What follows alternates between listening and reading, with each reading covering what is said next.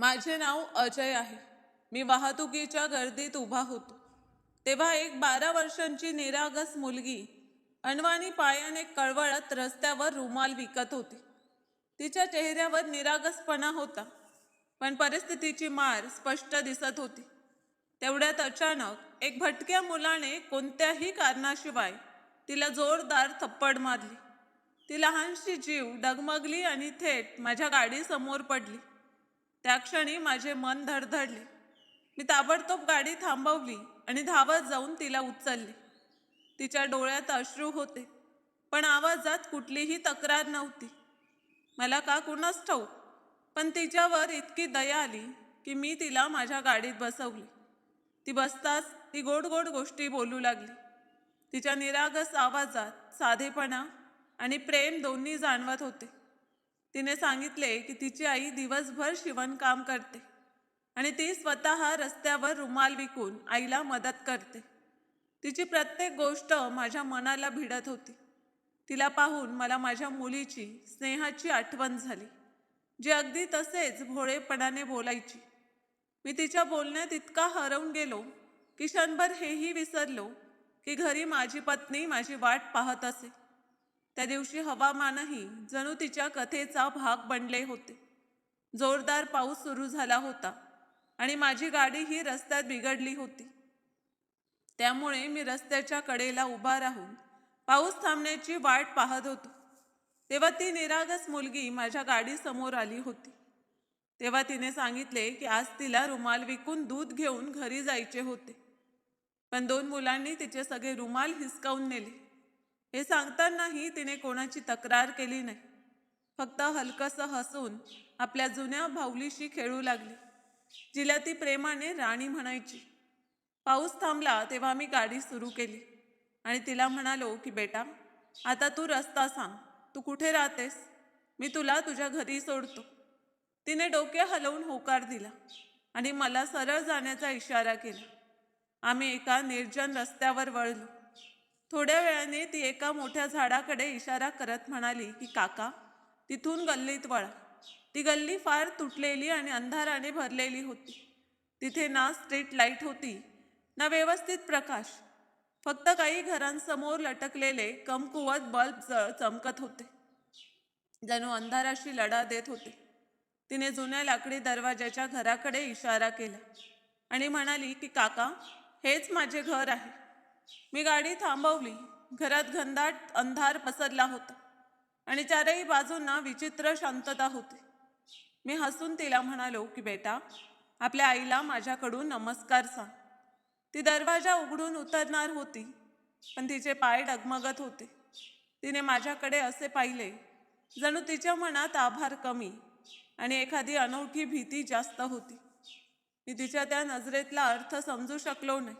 फक्त एवढाच विचार केला की कदाचित ती थकवा किंवा तापाने कमकुवत झाली असे. ती हळूहळू आत गेली. मी गाडी वळवण्यासाठी मागे पाहिले तेव्हा माझी नजर सीटवर पडली. तिच्या जुन्या बाहुलीवर गेली. तीच बाहुली जिला ती आपल्या जीवापेक्षा जास्त प्रेम करत होती. एका क्षणी माझ्या मनात विचार आला की सकाळी देतो, पण लगेचच एका वडिलांचे मन जागे झाले. मला माझ्या मुलीची स्नेहाची आठवण झाली, जी आपल्या बाहुलीशिवाय एक रात्रही झोपू शकत नव्हती. मी विचार केला की इतक्या छोट्या गोष्टीसाठी एका मुलीचे मन दुखवणे बरोबर नाही. मग मी बाहुली उचलली आणि गाडीतून उतरून त्या घराकडे निघालो. गल्ली आता पूर्वीपेक्षा जास्त विरान आणि भयानक वाटत होती. हवेत ओलसरपणा आणि विचित्र शांतता तरळत होती. लाकडी जुना दरवाजा थोडासा उघडा होता, जणू ती घाईत तो व्यवस्थित बंद करायला विसरली होती. मी हलकसं दार ठोठावलं आणि हाक मारली, आरती बेटा, पण कोणताही प्रतिसाद आला नाही. आतून कुठलीही हालचाल ऐकू आली नाही. मग मी थोड्या जोरात आवाज दिला की कोणी आहे का घरात? मी आरतीची बाहुली परत द्यायला आलो आहे, पण तरीही शांतताच होती. माझी अस्वस्थता वाढू लागली. माझ्या मनात वेगवेगळे विचार येऊ लागले की कदाचित तिच्या आईने तिला रागवले असेल किंवा तिची तब्येत जास्त बिघडली असेल. मग धैर्य करून मी उघड्या दरवाजातून आत डोकावू लागलो. समोर एक छोटी खोली होती, जिच्या पुढे हलक्या प्रकाशात ओसरी दिसत होती. घराच्या प्रत्येक कोपऱ्यात गरिबी, एकटेपणा आणि विराणीपणाची सावली पसरली होती. भिंती वाईट अवस्थेत होत्या. छतातून गळती टपकत होती आणि वातावरणात विचित्र सन्नाटा होता. जणू हे घर वर्षानुवर्ष एखादी न सांगितलेली कथा आपल्यात दाबून ठेवून बसले होते. माझे मन जोरात धडधडू लागले आणि मला जाणवले की मी एखाद्या अशा सत्याच्या दारात उभा आहे जे माझे आयुष्य कायमचे बदलून टाकणारे आहे. अरे, कोणी आहे का घरात? मी घाबरत एक पाऊल आत टाकले आणि मोठ्या आवाजात म्हणालो की पहा, मी फक्त ही बाहुली देण्यासाठी आलो आहे आणि लगेच परत जाईल. मी अजून माझे बोलणे पूर्णही करू शकलो नव्हतो की माझ्या मागे लाकडी भारी दरवाजा एका भयंकर आवाजासह बंद झाला. त्या जोरदार आवाजाने जणू माझा आत्माच हादरला. माझे मन इतके जोरात धडधडू लागले की छाती फाटून बाहेर येईल.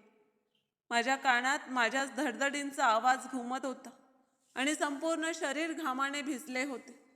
मी घाबरून वळलो तर ओसरीच्या गडद अंधारातून एक भारी, थंड आणि धोकादायक आवाज ऐकू आला. आत तर आलास, आता बाहेर जाण्याचा विचारही मनातून काढून टाक. तो आवाज इतका कठोर आणि निर्दयी होता की माझ्या पायाखालची जमीन सरकली. हळूहळू अंधारातून 2 माणसे बाहेर आली. त्यांच्या चेहऱ्यावर क्रूरता स्पष्ट दिसत होती. त्यांच्या डोळ्यात मानवतेचा लवलेशही नव्हता. त्यांच्यापैकी एकाच्या हातात लांब चमकणारा चाकू होता, ज्याची धार हलक्या प्रकाशातही अशी चमकत होती जणू कोणाचा जीव घ्यायला व्याकुळ आहे. माझं तोंड चुकलं, गळा कापरा झाला आणि शब्द तुटत बाहेर आले. तुम्ही लोक कोण आहात? मला जाऊ द्या. मी तुमचे काय बिघडवले आहे? मी तर फक्त एका मुलीची बाहुली परत द्यायला आलो होतो. माझे बोलणे ऐकून चाकू धरलेला माणूस जोरात हसला. त्याच्या हसण्यात इतकं विष होतं की भीतीने माझ्या अंगावर काटाच आला. त्याने म्हटले की बिघडवले तर काही नाही, पण बनवायला खूप काही आला आहेस. तुझी खोटी सहानुभूती आणि मूर्खपणाची दया. मी कापऱ्या आवाजात म्हणालो की जर पैसे हवे असतील तर घ्या. माझ्याकडे जे काही आहे ते सगळे घ्या. माझ्या गाडीची चावी, पाकिट, घड्याळ, मोबाईल सगळे घ्या, पण मला जाऊ द्या.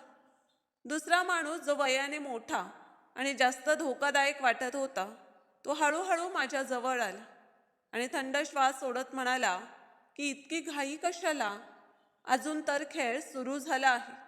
तू आमचा खास पाहुणा आहेस. तुझी सेवा तर करूच. माझे डोके सुन्न होत चालले होते. तेवढ्यात अचानक मला आरतीचा विचार आला. मी अस्वस्थतेने विचारले की ती मुलगी कुठे आहे? तुम्ही लोकांनी तिला काही केले तर नाही ना? ती आजारी होती. ती निरागस आहे. माझ्या आवाजात भीती स्पष्ट जाणवत होती. माझे बोलणे ऐकून दोन्ही माणसे एकमेकांकडे पाहून जोरात हसू लागले. चाकूधारी म्हणाला की त्याच मुलीने तर तुला इथपर्यंत आणले आहे. ती आमची सर्वात यशस्वी जाळी आहे. तिचा निरागस चेहरा आणि रडणारे डोळे पाहून तुम्हासारखे लोक स्वतः फसतात. मला विश्वास बसत नव्हता. मी फार हादरलो होतो. मी म्हणालो की नाही, हे खोटे आहे. ती अशी असूच शकत नाही. ती तर बिचारी आपल्या आईला मदत करणारी साधी मुलगी आहे. तेव्हा मोठ्या माणसाने मोठ्या आवाजात हाक मारली, आरती, बाहेर ये. तुझे काका तुला फार आठवण करत आहेत. तेव्हा अंधाऱ्या खोलीच्या पडद्यामागून आरती बाहेर आली. पण ती आरती नव्हती जिला मी रस्ताभर निरागस समजत होतो.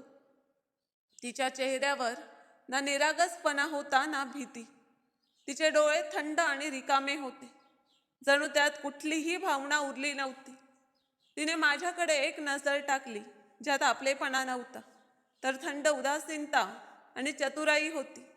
मग तिने नजर फिरवली. चाकूधारी म्हणाला की गेल्या 1 तासापासून आम्ही तुझी वाट पाहत आहोत. आम्हाला पूर्ण विश्वास होता की तू या बाहुलीसाठी नक्की परत येशील. ती जुनी बाहुली फक्त एक आमिष होती जी जाणून बसून तुझ्या गाडीत सोडली होती, जेणेकरून तुझी दया तुला परत इथे ओढून आणेल. त्यावेळी मला वाटले जणू कोणीतरी माझ्या छातीवर दगड ठेवला आहे. त्या मुलीची आजारी अवस्था, तिचा कापरा आवाज, दुधासाठी रुमाल विकणे, सगळे एक आखलेले नाटक होते. मी तुटलेल्या मनाने आरतीकडे पाहिले आणि विचारले की हे सगळे काय आहे. तिने माझ्याकडे न पाहता सपाट आवाजात म्हटले की काका, मी माझे काम केले आहे, आता मी झोपायला जाते. आणि ती पुन्हा त्याच अंधाऱ्या खोलीत गेली. त्या क्षणी मला समजले की मी धोकादायक कटाचा बळी बनलो आहे. खोलीत शांतता पसरली, पण ती शांतताही एखाद्या वादळापेक्षा कमी नव्हती. माझे डोके वेगाने काम करू लागले. मला स्पष्ट दिसत होते की हे लोक मला लुटून जिवंत सोडणार नाहीत. मोठ्या माणसाने कठोर आवाजात म्हटले की लवकर जे काही आहे ते आमच्याकडे दे. गाडीची चावी, पाकिट, घड्याळ, मोबाईल सगळे. जर तू थोडीही चतुराई केलीस तर हा चाकू तुझ्या छातीत आरपार जाईल. माझ्या शरीरात भीतीची लाट उसळली, पण त्याच भीतीमधून माझ्या डोक्यातल्या एका कोपऱ्यात आशेची छोटीशी ठिणगी पेटली. मला अचानक आठवले की शहरात शिरण्यापूर्वी माझ्या मित्र प्रशांतचा फोन आला होता. मी त्याला सांगितले होते की मी हायवेवर आहे. त्याने थट्टेत म्हटले होते की तुझी लाईव्ह लोकेशन ऑन ठेव, जेणेकरून कळेल की तू कुठे पोचलास. आणि मी हसत लोकेशन ऑन केले होते, पण नंतर बंद करायलाच विसरलो होतो. माझा मोबाईल अजूनही माझ्या पॅन्टच्या खिशात होता आणि तेवढ्यात माझ्या खिशात हलकंसं कंपन जाणवलं. मोबाईल व्हायब्रेट होत होता. त्या व्हायब्रेशनने माझ्यात नवीन आशा जागृत केली. नक्की प्रशांत माझे लोकेशन पाहून चिंताग्रस्त झाला असेल आणि वारंवार कॉल करत असेल. कदाचित त्याला समजले असेल की मी एखाद्या अडचणीत सापडलो आहे. आता माझ्यासमोर 2 मार्ग होते. एकतर भीतीपुढे गुडघे टेकणे किंवा माझ्या बुद्धीने या धोकादायक जाळ्यातून बाहेर पडण्याचा प्रयत्न करणे. माझे मन जोरात धडधडत होते, पण मी ठरवले की मी हार मानणार नाही, समोर कितीही राक्षस का उभे असो. मला जिवंत माझ्या कुटुंबाकडे परत जायचेच आहे. माझा मोबाईल सायलेंटवर होता आणि त्या क्षणी मला प्रथमच वाटले की कदाचित नशिबाने अजूनही माझी पूर्ण साथ सोडलेली नाही. कारण जर त्यावेळी छोटीशी रिंगटोनही त्या शांत खोलीत घुमली असती तर माझी छाती त्या चमकत्या चाकूच्या धाराने चिरली गेली असती. पण खरी अडचण अजून समोर होती. मोबाईल उचलायचा तर कसा? त्या राक्षसांसमोर खिशात हात घालणे म्हणजे स्वतःच्या मृत्यूला निमंत्रण देणे होते. चाकूधारी अचानक गरजला. त्याच्या आवाजात इतकी ताकद होती की भिंतीही थरथरल्या. मोठा चतुर बनतोयस का? आम्ही काय म्हटले होते ऐकले नाही? सगळे काढ, नाहीतर आम्हीच तुझ्या खिशाला फाडून टाकू. तो माझ्याकडे असा सरकत होता जणू भुकेलेला लांडगा आपल्या शिकाऱ्याच्या शेवटच्या श्वासांची वाट पाहत आहे. हा तो क्षण होता जो मला कायमचा नष्टही करू शकला असता आणि नवीन आयुष्यही देऊ शकला असता. मी माझ्या चेहऱ्यावर भीतीची इतकी खोल रेषा आणली की स्वतःलाही वाटले जणू मी खरोखर तुटलो आहे. माझा आवाज कापरा होता, पण त्या कापऱ्या आवाजामागे आता त्यांच्यासाठी आखलेली योजना होती. मी अडखळत म्हणालो की हो हो, काढतो, सगळे घ्या, फक्त मला मारू नका. मी हळूहळू माझा हात खिशाकडे नेला. तिथे माझा मोबाईल सतत कंप करत होता. प्रत्येक कंप माझ्या मनाच्या धडधडीशी ताल साधत होता.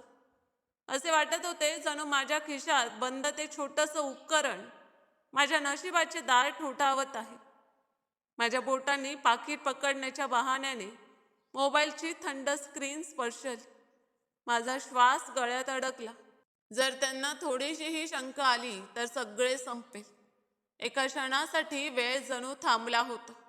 माझ्या बोटाने स्क्रीनवर सरकत कॉल रिसीव्ह केला. आता लाईनच्या पलीकडे प्रशांत होता, माझा मित्र, माझा आधार, माझी शेवटची आशा. आणि इथे या खोलीत माझ्या आयुष्याचा निर्णय होणार होता.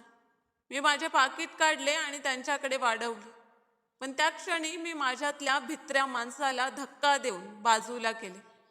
माझ्या डोळ्यात अचानक एक विचित्र कठोर चमक आली. मी माझ्या आवाजाला भीतीतून बाहेर काढून आदेशात बदलले.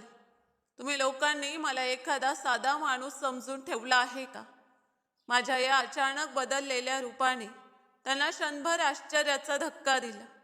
मी संधी साधली आणि माझा आवाज इतका मोठा केला की फोनच्या दुसऱ्या बाजूला उभा प्रशांत प्रत्येक शब्द स्पष्ट ऐकू शकेल. तुम्हाला काय वाटते, या वीरांना ताणून मला लुटाल आणि कोणालाही पत्ता लागणार नाही? ज्या क्षणी मी या गल्लीत शिरलो त्या क्षणी माझी लाईव्ह लोकेशन थेट पोलीस हेडक्वार्टरकडे जात आहे. माझे शब्द हवेत हातोड्याप्रमाणे घुमत होते. ही अंधारी गल्ली जी तुम्हाला तुमची जागीर वाटते ना, त्याचा पूर्ण पत्ता आता त्यांच्या सिस्टममध्ये नोंद झाला आहे. जर मी ठरलेल्या वेळेत घरी पोचलो नाही तर पोलिसांच्या गाड्या या गल्लीला चारही बाजूंनी घेरतील आणि तुम्हाला पळण्यासाठी 1 इंच जमीनही उरणार नाही. त्या दोघांपैकी मोठ्या माणसाच्या पावलात प्रथमच संकोच दिसला. त्याच्या डोळ्यात शंका आणि भीतीची पातळ रेष उमटली. चाकूधारीने चाकू माझ्याकडे ताणत गुरगुरत म्हटले की तू आम्हाला मूर्ख समजतोस का? पोलीस तुझ्यासाठी आपली फौज का पाठवतील? आता विश्वास ठेव किंवा ठेवू नकोस, तुझी मर्जी, मी थंड स्वरात उत्तर दिले.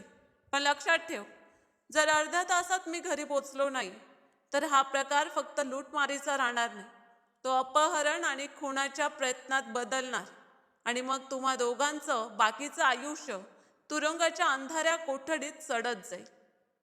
खून हा शब्द खोलीत असा घुमला जणू बारुदाच्या ढिगाऱ्यावर ठिणगी पडली. दोघांचे चेहरे पांढरे फटक पडले. त्यांच्या डोळ्यात भीती दिसली. ते विचार करत होते की जर मी खरे बोलत असेल तर पुढचा पाऊल त्यांचा शेवटचा पाऊल असू शकेल.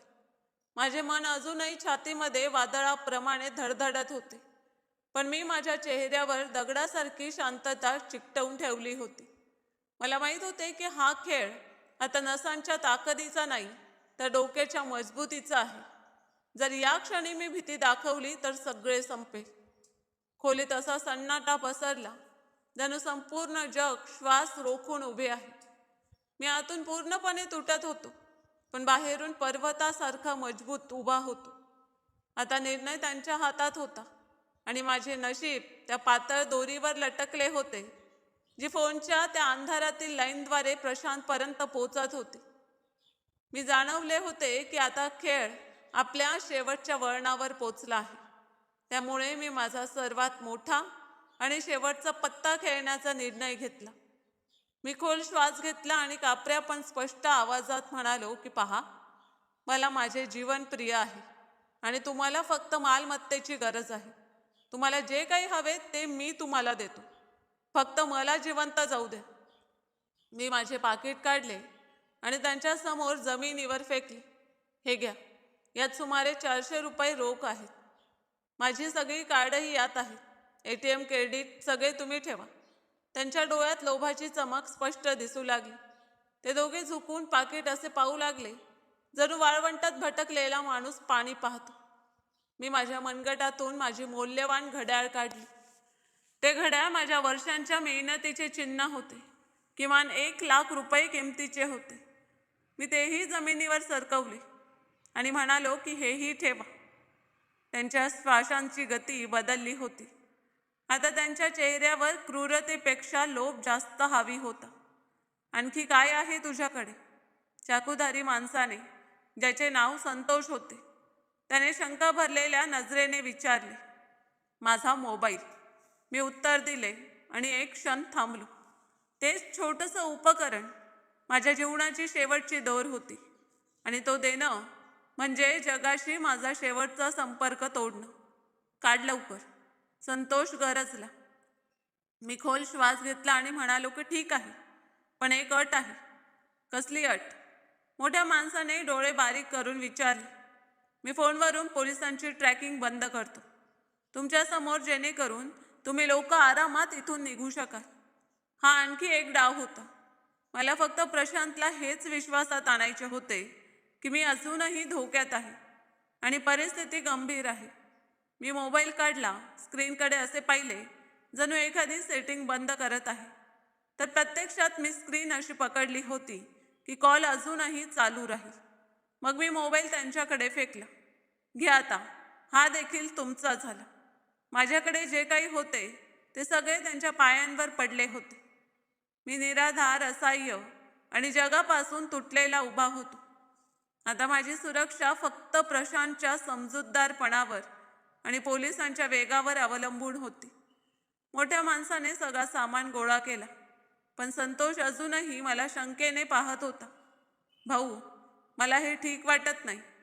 कदाचित हा आपल्याला फसवेल. याला संपवून निघू. त्याने दबलेल्या आवाजात म्हटले.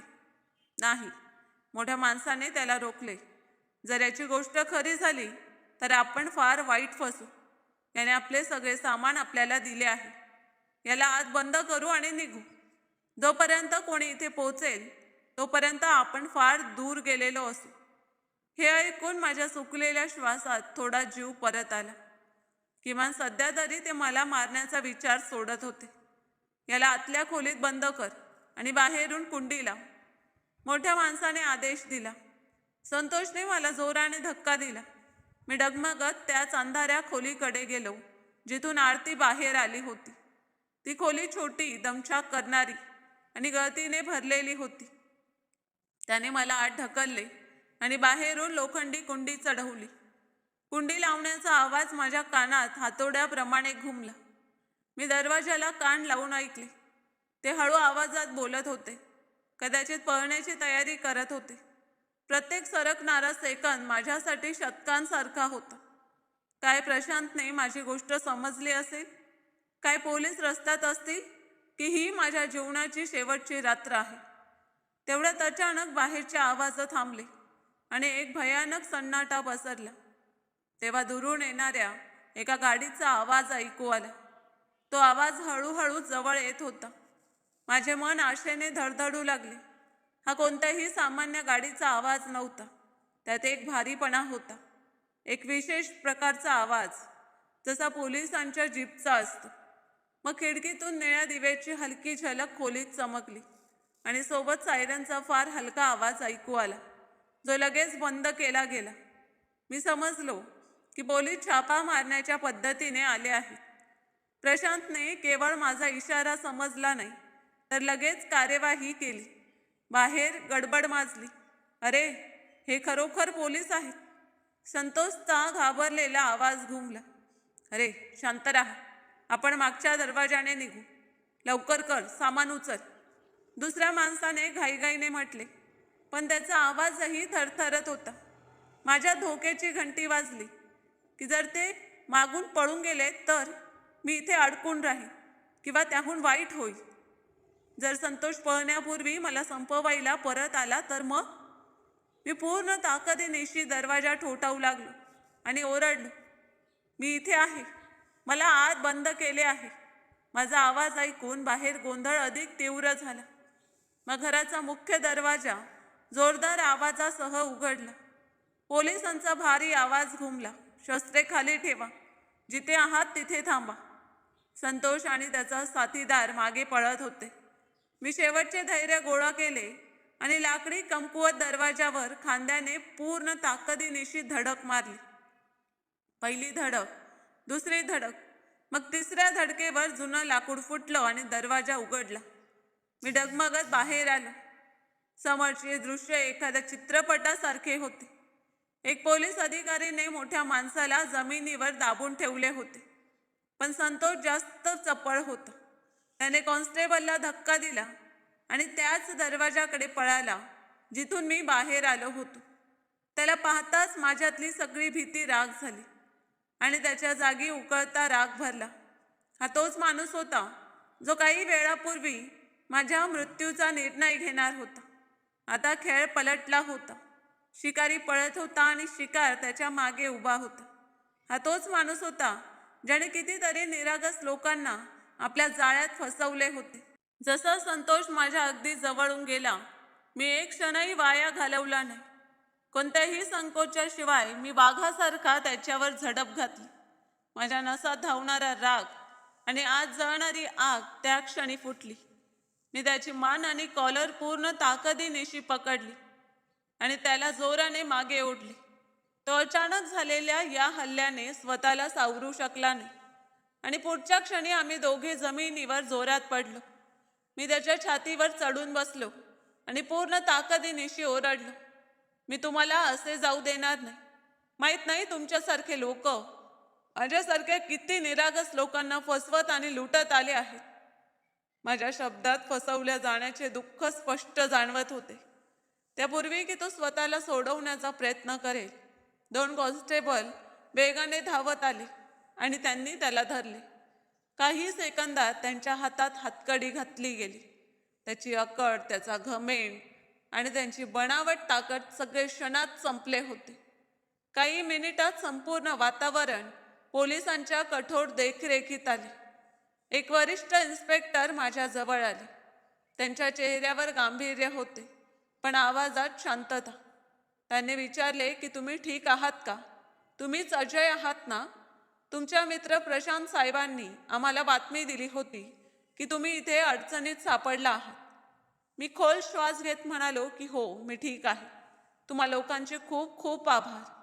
जर तुम्ही वेळेवर पोचला नसता तर कदाचित आज काही वेगळेच झाले असते. तेव्हा आतल्या खोलीचा पडदा हटवून एक पोलीस बाहेर आला. खोलीचे वातावरण विचित्र शांततेने भरले होते. तीच ती मुलगी होती जी या संपूर्ण जाळ्याची पाया होती. तीच मुलगी जी काही वेळापूर्वी थंड हृदयाच्या अभिनेत्रीप्रमाणे अभिनय करत होती. पण आता ती एक साधी, घाबरलेली, निराधार मुलगी बनून उभी होती. माझ्या मनात प्रश्नांचं वादळ उठत होतं. काय आता देखील ही एखादे नवीन नाटक करत आहे, किंवा या कथेमागे एखादं आणखीन खोल सत्य लपले होते? तिचे थरथरते छोटे शरीर, तिचे हुंदके आणि तिची झुकलेली नजर पाहून माझे डोके पूर्णपणे सुन्न झाले होते. थोड्या वेळाने मला एका छोट्या खोलीत बसवले गेले. तिथे सन्नाटा पसरला होता. संतोष आणि त्याचा साथीदार सळ्या मागे होते आणि मी इन्स्पेक्टर समोर बसून माझा जबाब नोंदवत होतो. पण माझी नजर वारंवार त्या कोपऱ्याकडे जात होती जिथे एक महिला कॉन्स्टेबलच्या जवळ आरती बसली होती. ती रडत होती, पण तिच्या चेहऱ्यावर विचित्र कठोरताही बाकी होती. माझ्या मनात उथलपुथल माजली होती. माझ्या डोळ्यांसमोर तिचे 3 वेगळे रूप फिरत होते. रस्त्यावर भेटलेली ती निरागस, घाबरलेली मुलगी, घरातली ती चतुर आणि थंड नजरेने पाहणारी मुलगी, आणि आता पोलीस स्टेशनमध्ये बसलेली घाबरलेली बिचारी. शेवटी तिचा खरा चेहरा कोणता होता? इन्स्पेक्टर म्हणाले की अजय साहेब, तुमचा जबाब नोंद झाला आहे. आम्ही या गुन्हेगारांविरुद्ध कठोर कारवाई करू. मग त्यांनी आरतीकडे पाहिले आणि कठोर स्वरात म्हणाले की आता या मुलीचा मामला पाहायचा आहे. ते आरती समोर जाऊन उभे राहिले आणि कठोरपणे म्हणाले की पहा मुली, आता हे रडणे ओरडणे बंद कर आणि खरे खरे सांग, तू या लोकांसोबत कधीपासून काम करत आहेस? किती लोकांना अशा प्रकारे जाळ्यात फसवले आहेस? त्यांचे प्रश्न ऐकताच आरतीने भीतीने डोळे घट्ट बंद केले आणि जोर जोरात रडू लागली. नाही, मी काहीही केले नाही, मला सोडा. ती हुंदक्यांमध्ये बोलत होती. तिची अवस्था पाहून माझे मन विरघळले. मी माझ्या खुर्चीतून उठून इन्स्पेक्टर जवळ गेलो आणि म्हणालो की इन्स्पेक्टर साहेब, 1 मिनिट द्या. ही फार घाबरलेली आहे, कदाचित माझ्याशी बोलेल. इन्स्पेक्टरने हलकेसे डोके हलवले आणि मागे सरकले. मी गुडघ्यावर आरती समोर बसलो. मी अत्यंत मृदुतेने तिच्या डोक्यावर हात ठेवला. माझ्या स्पर्शाने तिचे शरीर आणखी थरथरू लागले. मी हळू आवाजात म्हणालो की आरती बेटा, आता घाबरण्याचं काहीच कारण नाही. ते लोक आता तुला कोणतेही नुकसान पोहोचवू शकत नाहीत. तू पोलिसांच्या सुरक्षेमध्ये आहेस. फक्त मला खरे सांग की तू कोण आहेस? काय तू त्या दोघांपैकी कोणाची मुलगी आहेस? मी सळ्यांमागे उभ्या संतोष आणि त्याच्या साथीदाराकडे इशारा केला. माझी गोष्ट ऐकून तिने जोरात डोके नकारार्थी हलवले. तिच्या डोळ्यातून अश्रू सतत वाहत होते. नाही काका, ते माझे काहीही नाही. ते फार वाईट लोक आहेत, फार अत्याचारी आहेत. मी अत्यंत मृदुतेने विचारले, तर मग तू त्यांच्यासोबत काय करत होतीस? तू मला या जाळ्यात का फसवलेस? तिच्या आवाजात वर्षांचं दबलेलं दुःख फुटलं. त्यांनी मला जबरदस्ती केली होती. 2 वर्षांपूर्वी त्यांनी माझे अपहरण केले होते. तिचे हे शब्द खोलीत घुमले. मी आणि इन्स्पेक्टर दोघे ऐकत राहिलो. इन्स्पेक्टरने अविश्वासाने विचारले की हे तू काय म्हणते आहेस?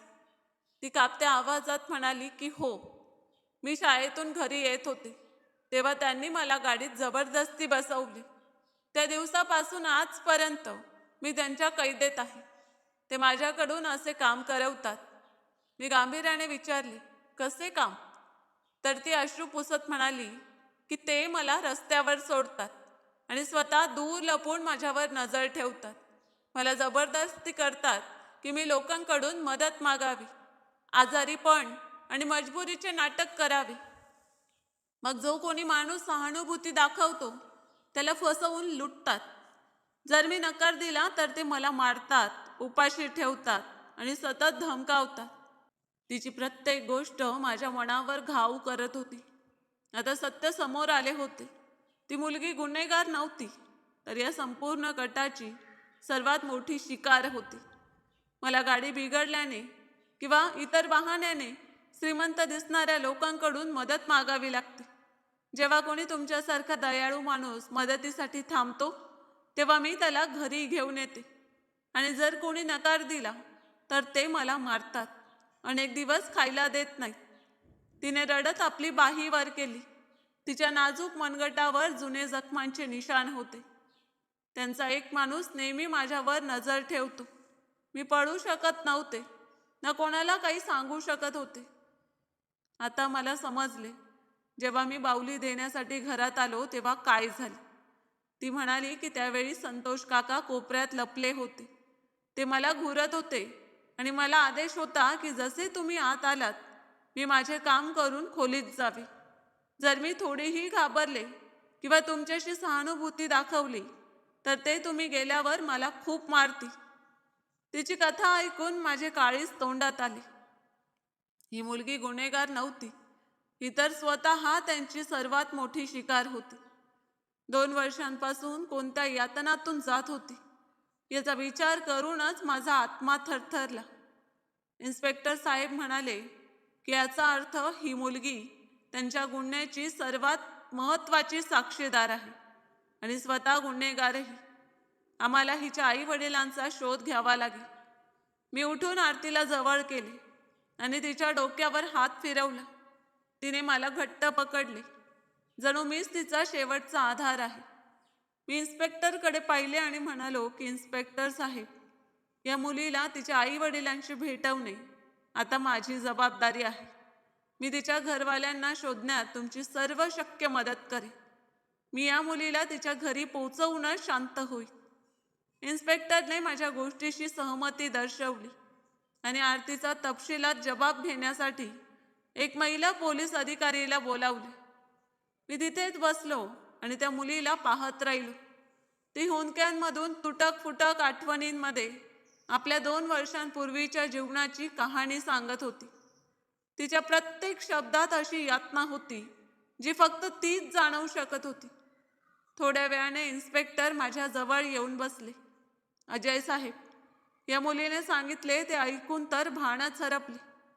त्यांनी एक पूर्ण नेटवर्क तयार केले आहे. हे लोक शाळांच्या बाहेरून एकट्या मुलांना अपहरण करतात आणि मग त्यांना भीक मागण्यासाठी आणि अशा प्रकारच्या गुन्ह्यासाठी वापरतात.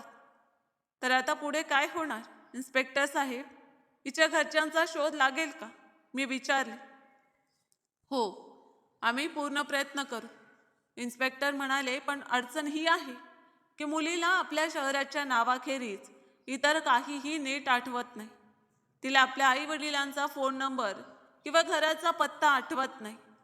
ती फक्त एवढेच सांगते की तिच्या शाळेजवळ एक मोठा पार्क होता आणि तिच्या घराच्या गल्लीत एक बकरी होती. ही माहिती फार सामान्य आहे, तरी आम्ही प्रयत्न करू.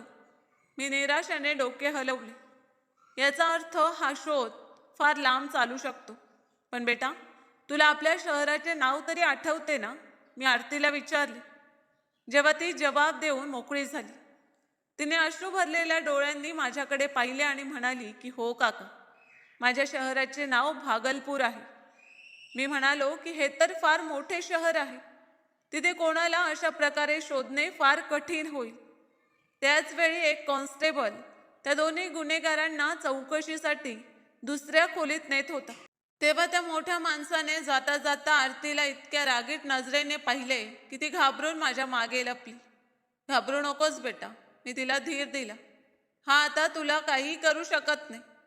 मी इन्स्पेक्टरला म्हणालो की इन्स्पेक्टर साहेब, पोलीस आपली कारवाई करत राहतील, पण आपणही काहीतरी करायला हवे. आजकाल सोशल मीडियाची ताकद खूप जास्त आहे. जर तुम्ही परवानगी दिलीत तर मी या मुलीचा फोटो आणि तपशील घेऊन एक पोस्ट करतो. कदाचित कोणीतरी तिला ओळखेल. इन्स्पेक्टर थोडे विचार करून म्हणाले की हो, खरोखरच हा विचार चांगला आहे, पण कायद्याने आम्ही असं करू शकत नाही. जर तुम्ही स्वतःच्या मर्जीने हे करू इच्छित असाल तर करा. यातून कदाचित आम्हाला मदत मिळेल. आता प्रश्न होता की जोपर्यंत आरतीच्या आई वडील मिळत नाहीत तोपर्यंत ती राहील कुठे. इन्स्पेक्टरने तिला बाल संरक्षण ब्युरोकडे पाठवण्याचा सल्ला दिला. नाही इन्स्पेक्टर साहेब, मी या मुलीला अशा कोणत्याही अनोळखी ठिकाणी पाठवून तिला घाबरवू इच्छित नाही. माझ्या घरी माझी पत्नी आहे, माझी स्वतःची मुले आहेत. जोपर्यंत हिचे आई वडील मिळत नाहीत ती माझ्या घरी माझ्यासोबतच राहील. ही माझी जबाबदारी आहे. इन्स्पेक्टर माझ्या बोलण्याशी सहमत झाले. कायद्याची सर्व प्रक्रिया पूर्ण झाल्यावर मी आरतीला घेऊन घरी निघालो. रात्र खूप गडद झाली होती. जेव्हा मी घरी पोचलो तेव्हा माझी पत्नी अस्वस्थतेने माझी वाट पाहत होती. मला आणि माझ्यासोबत एक अनोळखी मुलीला पाहून ती आश्चर्याने स्तब्ध झाली. अजय, तुम्ही ठीक तर आहात ना? तुमचा फोनही बंद होता. मी किती वेळापासून चिंताग्रस्त आहे. आणि ही मुलगी कोण आहे? मग मी तिला संपूर्ण कहाणी सांगितली. माझी आपबीती, गाडी बिघडणे, आरतीचे भेटणे आणि अपहरणकर्त्यांबद्दल सगळे काही. या मुलीचे भयानक जाळे आणि मग पोलिसांचे येणे. माझी पत्नी एक नाजूक मनाची स्त्री होती. पूर्ण कहाणी ऐकून तिच्या डोळ्यात अश्रू आले. तिने पुढे होऊन आरतीला आपल्या मिठीत घेतले, जी आत्तापर्यंत माझ्या मागे लपलेली होती. माझ्या पत्नीने तिच्या कपाळावर प्रेमाने हात फिरवत म्हटले की तू किती अत्याचार सहन केलास. त्या रात्री 2 वर्षानंतर पहिल्यांदा आरती खऱ्या हातांमध्ये आणि छताखाली एक मऊ अंथरुणावर झोपली. माझ्या पत्नीने तिला स्वतःच्या हाताने गरम दूध पाजले आणि आपल्या शेजारी झोपवले. मी आपल्या अभ्यासिकेत लॅपटॉप उघडून बसलो होतो. मी आरतीचा एक फोटो काढला. तिच्या अपहरण झाल्याची संपूर्ण कहाणी लिहिली. शहराचे नाव भागलपूर आणि तिला जे काही आठवत होते ते सगळे तपशील समाविष्ट केले. मी लिहिले की ही मुलगी 2 वर्षांपूर्वी भागलपूरहून अपहरण झाली होती. आज ही आम्हाला मिळाली आहे. कोणी तिला ओळखत असणार तर कृपया करून ही पोस्ट इतकी शेअर करा की ती तिच्या आई वडिलांपर्यंत पोहोचेल. सगळे टाईप केल्यावर मी एक दीर्घ श्वास घेतला आणि पोस्टच्या बटनावर क्लिक केले. माझ्या एका क्लिकने आरतीचे नशीब इंटरनेटच्या मोठ्या जगात उघडून दिले होते. आता फक्त आशा आणि प्रार्थना करत कष्टाने वाट पाहणे एवढंच उरलं होतं. सोशल मीडियावर पोस्ट शेअर झाल्याला 4 दिवस उलटले होते. हे दिवस आशा आणि असह्यतेमध्ये झुलत होते. 4 दिवस असे गेले जणू कोणीतरी वेळ जाणून बुजून हळू केला होता. प्रत्येक सकाळ माझ्यासाठी आशा आणि अस्वस्थतेची नवी परीक्षा बनून येत होती. मी झोपेतून उठताच सर्वप्रथम फोन उचलत असे. स्क्रीनचा प्रकाश डोळ्यांवर पडत असे आणि मन धडधडत नोटिफिकेशन तपासत असे. पण प्रत्येक वेळी तेच रिकामेपण हातात येत असे. हजारो शेअर्स झाले होते. शेकडो कमेंट्स आल्या होत्या. लोक आशीर्वाद देत होते, सहानुभूती व्यक्त करत होते, आपल्या बाजूने मदतीचा विश्वास देत होते. पण कोणतीही ठोस बातमी नव्हती. कोणताही पक्का पुरावा नव्हता. घरचे वातावरणही आता पूर्वीसारखे राहिले नव्हते. आरती जी सुरुवातीला प्रत्येक आवाजाने दचकत होती, आता थोडी शांत राहू लागली होती. ती माझ्या पत्नीच्या सोबत हळूहळू मिसळू लागली होती. स्वयंपाकघरात तिच्या जवळ उभी राहत होती. छोटे मोठे कामात हातभार लावत होती. कधी चुपचाप बसून टीव्ही पाहत होती. पण तिच्या डोळ्यात अजूनही एक सावली दडलेली होती. जणू भीतीने तिथे घर केले होते. जणू तिला प्रत्येक क्षणी ही भीती वाटत होती की कुठे कोणता दरवाजा पुन्हा उघडेल आणि कोणीतरी तिला पुन्हा त्या अंधारात ओढून नेईल. मग 5व्या दिवशीची सकाळ. इतर दिवसांपेक्षा वेगळी होती. कदाचित नशिबालाही आता दया आली होती. जसा मी फोन उचलला तशी माझी नजर एका अनोळखी नंबरवरून आलेल्या मेसेजवर थांबली. त्या काही शब्दांनी माझे श्वास थांबवले. ही मुलगी आरती आहे का? ही भागलपूरचीच आहे का? कृपया ताबडतोब संपर्क करा. ही आमची मुलगी असू शकते. माझे हात बेकाबू होऊन कापू लागले. मन इतक्या जोरात धडधडत होते जणू छाती फाटून बाहेर येईल. मी एक क्षणही वाया न घालवता त्या नंबरवर कॉल केला. तिकडून एका माणसाचा थरथरता आवाज ऐकू आला. हॅलो, कोण बोलत आहे? मी स्वतःला सावरत उत्तर दिले की मी अजय बोलतो आहे. तुम्ही आता आरतीबद्दल मेसेज केला होता. काही वेळ तिकडे खोल शांतता पसरली. मग अचानक जणू कोणाचा धीर तुटला. तो माणूस रडत म्हणाला की ती माझी मुलगी आहे, माझी आरती. 2 वर्षांपासून आम्ही तिला शोधत आहोत साहेब. तुम्ही प्लीज सांगा ती ठीक तर आहे ना? माझ्या डोळ्यातही अश्रू आले. गळा रुंद झाला. तरी मी स्वतःला मजबूत करत म्हणालो की हो, ती पूर्णपणे ठीक आहे, सुरक्षित आहे आणि कदाचित तुमच्याकडे परत येण्याचीच वाट पाहत आहे. फोनच्या दुसऱ्या बाजूने रडण्याचा आवाज अधिक जोरात झाला. कदाचित स्पीकर ऑन होता, कारण एका स्त्रीची तुटलेली किंकाळी ऐकू आली. मला माझ्या मुलीशी बोलायचंय. प्लीज एकदा तिचा आवाज ऐकू द्या. मी ताबडतोब आरतीला हाक मारली. ती जवळच बसली होती. तिने घाबरलेल्या नजरेने माझ्याकडे पाहिले, जणू एखाद्या अनोळखी निर्णयाने भयभीत होती. मी हळूच म्हणालो, बेटा, कदाचित तुझे आई वडील मिळाले आहेत. तिच्या चेहऱ्यावर प्रथम अविश्वासाची रेष उमटली. मग अचानक तिचे डोळे विस्फारले, ओठ थरथरू लागले आणि ती हळूहळू माझ्या जवळ आली. जणू स्वप्न आणि वास्तव यांच्यामध्ये उभी होती. मी फोन तिच्या हातात दिला. तिने फार हळू आवाजात म्हटले, हॅलो. तिकडून जणू एखाद्या आईचे काळीज थरथरले. आरती, माझी मुलगी ठीक तर आहेस ना? हे ऐकताच आरती तुटली. तिच्यात जमा झालेलं 2 वर्षांचं दुःख अश्रूंमध्ये वाहू लागलं.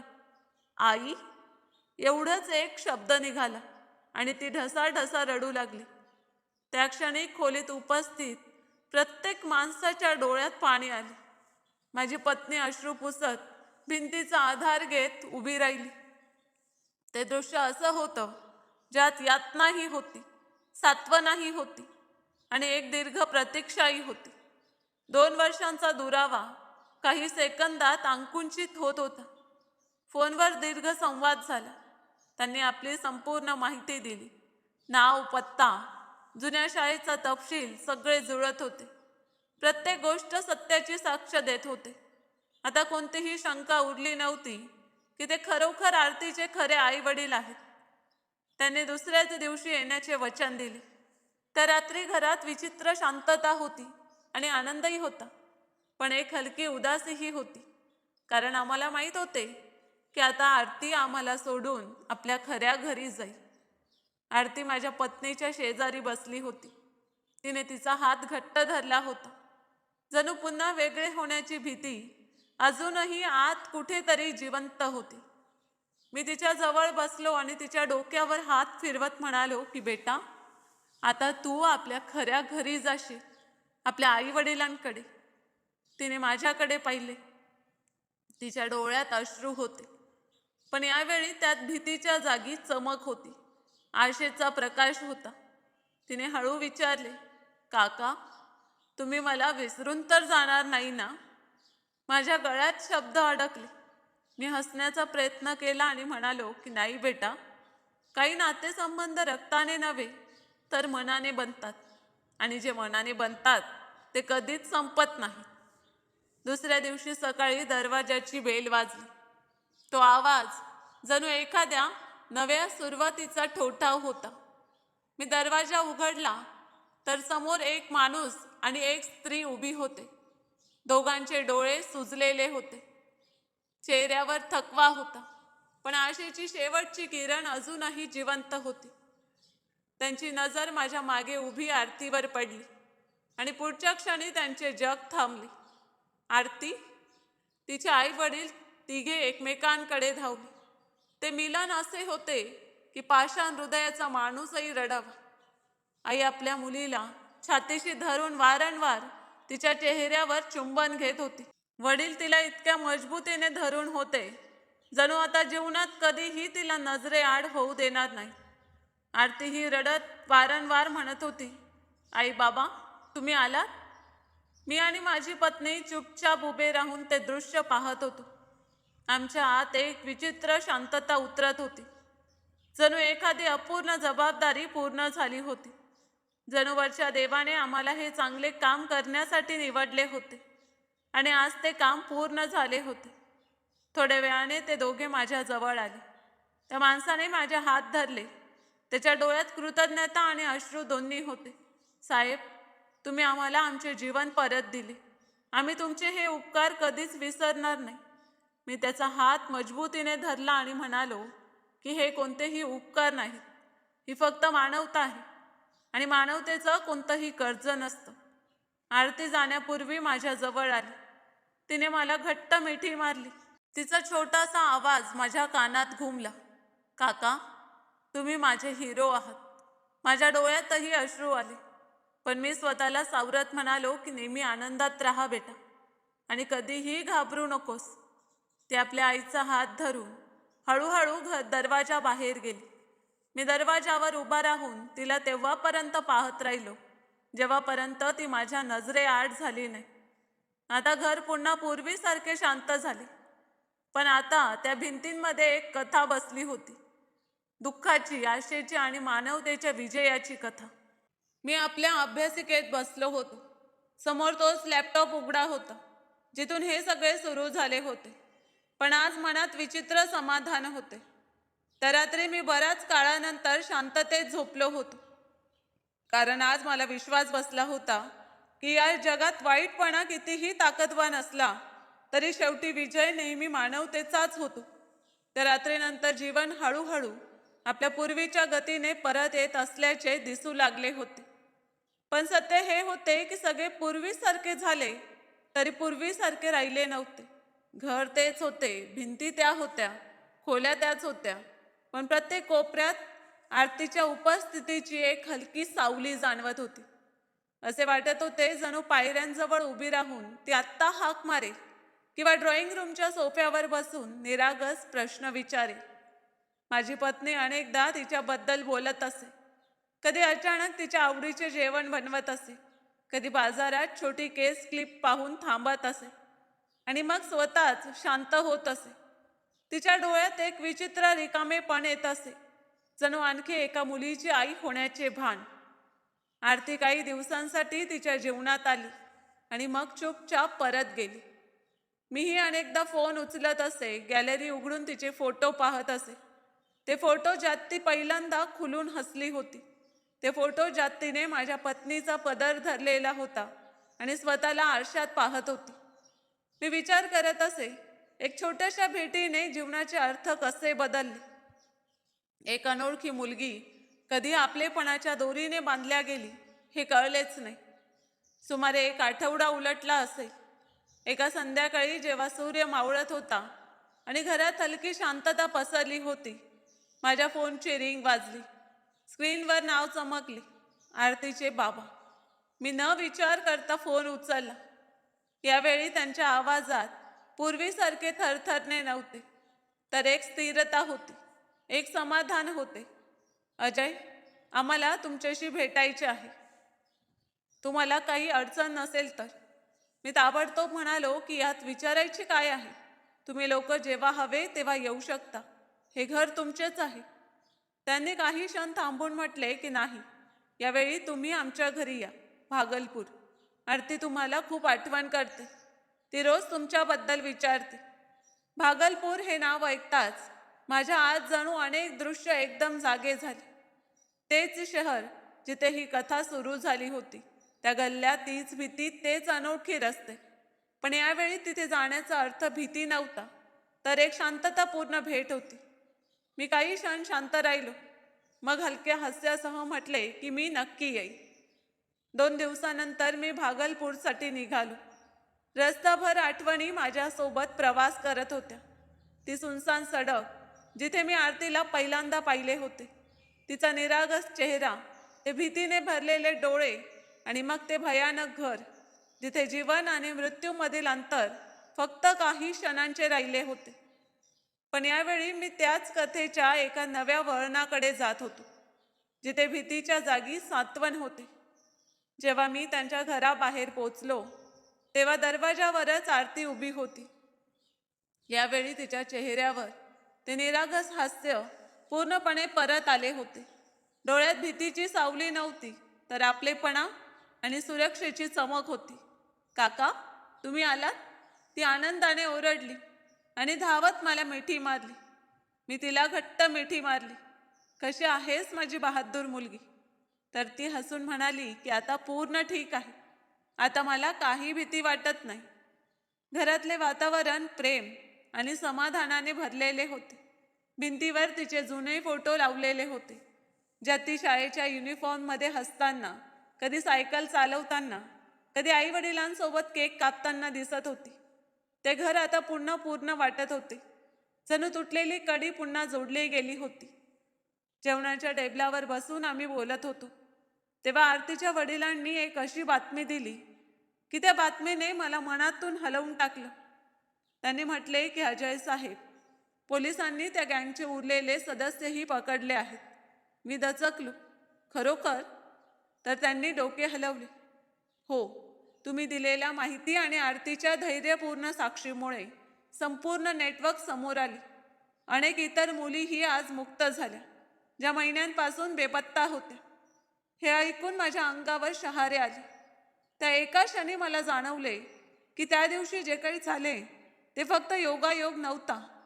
जर मी घाबरून मागे हटलो असतो, जर मी शांत राहिलो असतो, तर कदाचित अनेक निरागस जीवन अजूनही अंधारात कैद असते. आरती माझ्याकडे पाहत होती. तिच्या डोळ्यात गर्व होता. काका, आता कोणतीही इतर मुलगी त्यांच्याकडे नाही.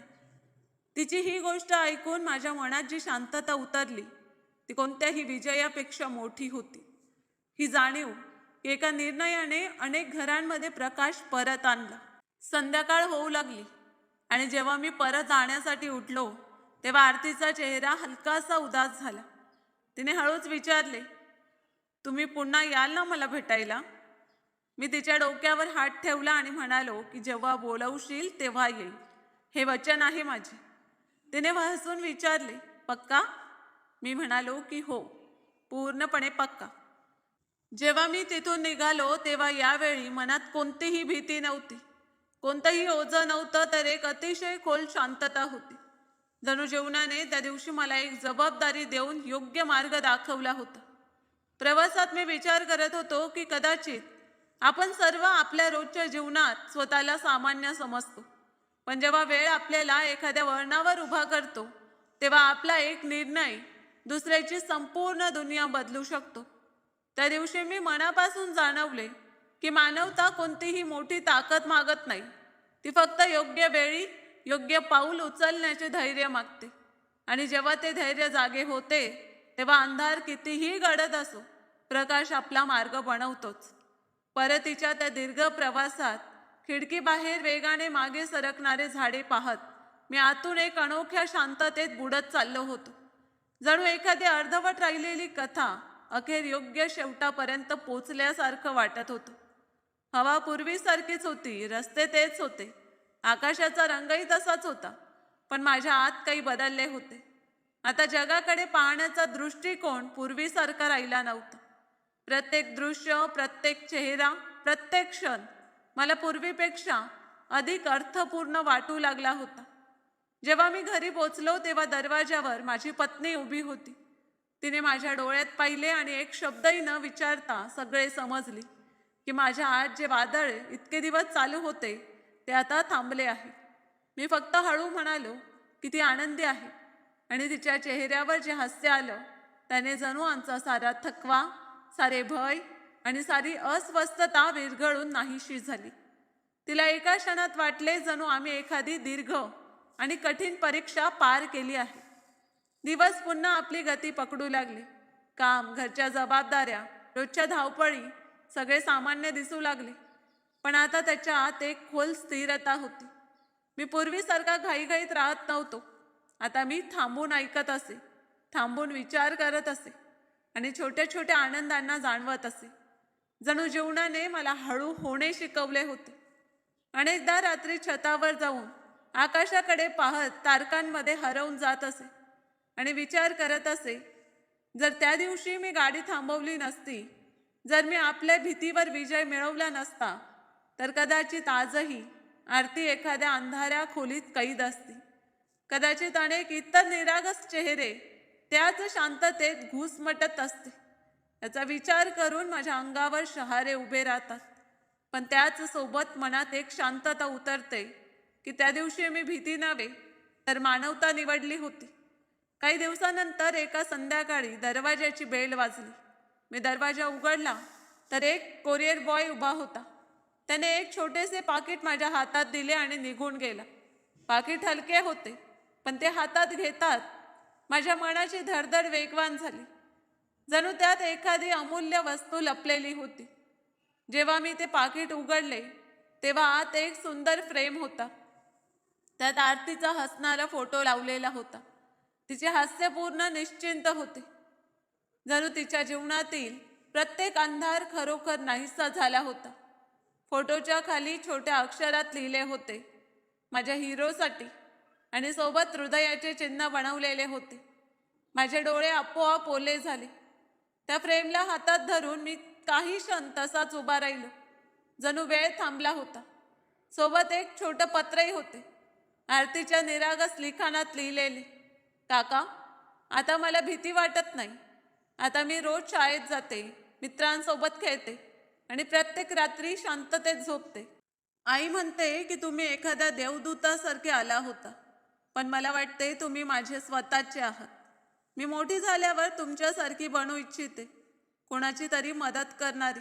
तुम्ही लवकर भेटायला या, मी तुमची वाट पाहे. त्या छोट्या कागदात जेवढे प्रेम, जेवढी सत्यता आणि जेवढी कृतज्ञता होती की त्याने माझ्या संपूर्ण जीवनाची किंमत बदलली. मी ते पत्र आपल्या छातीशी लावले आणि डोळे मिटले. त्या क्षणी मला जाणवले की माणसाच्या जीवनातील सर्वात मोठी कमाई पैसा किंवा प्रसिद्धी नसते, तर कोणाची खरी प्रार्थना असते. त्याच दिवशी मी मनात एक निर्णय घेतला की ही कथा फक्त इथेच संपणार नाही. मी आपल्या जीवनाचा एक भाग त्या मुलांसाठी समर्पित करेन, जे आरतीसारखे कुठेतरी अंधारात अडकलेले आहेत. मी पोलीस आणि काही सामाजिक संस्थांसोबत मिळून काम करू लागलो. कधी एखाद्या बेपत्ता मुलाच्या शोधात मदत करत असे, कधी एखाद्या कुटुंबाला त्यांच्या हरवलेल्या मुलाशी भेटवण्यात साथ देत असे. प्रत्येक वेळी जेव्हा एखादी मुलगी आपल्या आईवडिलांना मिठी मारत असे, तेव्हा माझ्या डोळ्यांसमोर आरतीचा चेहरा फिरत असे आणि मन पुन्हा भरून येत असे. वेळ आपली चाल चालत राहिला, ऋतू बदलत राहिले, वर्ष उलटत गेली, पण आरतीशी माझा नातेसंबंध कधीच फिकट पडला नाही. ती कधी व्हिडिओ कॉल करत असे, कधी आपल्या छोट्या छोट्या यशांबद्दल सांगत असे, काका, आज मी फर्स्ट प्राइज जिंकला आहे. काका, आज मी एक रडणाऱ्या मुलाला शांत केले. आणि प्रत्येक वेळी मी तिला ऐकत हसत असे, जणू ती खरोखर माझी स्वतःची मुलगीच आहे. वर्षानुवर्षानंतर एका संध्याकाळी मी आपल्या खोलीत बसलो होतो. समोर तोच फ्रेम ठेवला होता, आरतीचा हसणारा फोटो खोलीच्या हलक्या प्रकाशात चमकत होता. मी हळूच स्वतःला म्हणालो, त्या दिवशी मी तिला वाचवायला गेलो नव्हतो. कदाचित ती मला बदलण्यासाठी आली होती. कारण सत्य हे होते की त्या दिवशी फक्त आरतीच अंधारातून बाहेर आली नव्हती, मीही बाहेर आलो होतो. आपल्या भीतीतून, आपल्या स्वार्थातून, आपल्या मर्यादित विचारातून, आणि एका अशा जीवनाकडे वाटचाल केली होती जिथे मानवता कोणत्याही पुस्तकात लिहिलेले शब्द नसते, तर जगण्याचा मार्ग बनते.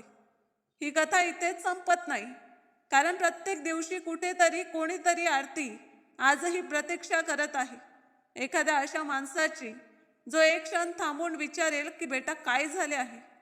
आणि कदाचित हेच या संपूर्ण कथेचे सर्वात मोठे सत्य आहे. हिरो तो नसतो जो सर्वात ताकदवान असेल किंवा जो प्रत्येक लढाई जिंकेल. हिरो तर तो असतो जो योग्य वेळी आपल्या भीतीच्या निष्पत्तीनेही दुसऱ्यांसाठी उभा राहतो आणि त्याचं एक पाऊल कोणाची संपूर्ण दुनिया बदलून टाकतं. या संपूर्ण कथेचा खरा सारांश फक्त एवढाच नाही की मानवता चांगली गोष्ट असते, तर हे आहे की मानवता सर्वात मोठी ताकद असते आणि तिचा प्रभाव कधी छोटा नसतो. आपण अनेकदा आपल्या रोजच्या धावपळीत भीती, शंका आणि घाई यांना आपल्या निर्णयांवर हावी होऊ देतो. एखाद्या अनोळखीची मदत करण्यापूर्वी 100दा विचार करतो. आपण असं समजतो की हे आपले काम नाही किंवा कदाचित आपण स्वतः अडचणीत सापडू. पण अनेकदा तोच एक छोटासा अडथळा, तेच एक क्षणाचे धैर्य, तोच एक मानवी निर्णय कोणाच्या संपूर्ण जीवनाची दिशा बदलून टाकतो. सत्य हेही आहे की प्रत्येक निरागस चेहरा असा नसतो जसा तो वरून दिसतो आणि प्रत्येक कठोर चेहरा पाषाण हृदयाचा नसतो. अनेकदा निरागसपणाच्या मागे खोल पडदा लपलेला असतो, मजबुरी लपलेली असते, भीती लपलेली असते आणि एक अशी लढाई लपलेली असते जी तो माणूस चुपचाप एकटाच लढत असतो. त्यामुळे कोणाबद्दल मत बनवण्यापूर्वी त्याची परिस्थिती समजून घेणं आणि त्याची कथा ऐकणं अत्यंत आवश्यक आहे. कारण अपूर्ण माहिती अनेकदा चुकीच्या निर्णयाला जन्म देते. या कथेने हेही सिद्ध केलं की वाईटपणा कितीही चतुर असो, तो कितीही जाळे पसरवू, तो कितीही मजबूतीने आपले पाय जमिनीवर रोवू, पण त्याचा पाया नेहमीच पोखरलेला असतो. सत्य आणि मानवतेच्या मुळा भलेही हळू गतीने वाढत असोत, पण त्या खोल असतात आणि त्या टिकतात. विजय नेहमी गोंधळ माजवून येत नाही. अनेकदा तो चुपचाप एका योग्य निर्णयाच्या रूपात समोर उभा राहतो. आपल्यापैकी बहुतेक लोक स्वतःला सामान्य समजतात.